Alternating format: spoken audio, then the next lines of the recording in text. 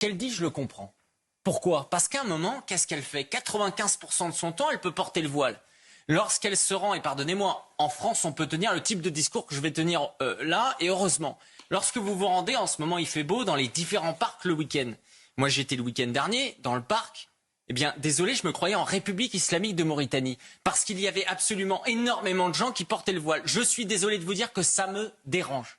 Et j'ai le droit de le dire, même si on n'est pas d'accord. Et donc, qu'est-ce que fait cette jeune femme? Cette jeune femme, elle est dans ce parc. Elle porte le voile et elle voit que la majorité des femmes autour d'elle le portent. Et quand elle va vouloir faire du sport, ou pour elle, justement, c'est vrai, le sport, vous êtes censé vous émanciper. Et qu'on lui dit, non, le voile, tu vas l'enlever, sinon tu ne vas pas jouer au sport. Et donc, forcément, elle va nourrir de la rancœur. Et elle va tester le modèle. Parce qu'on est malhonnête envers eux.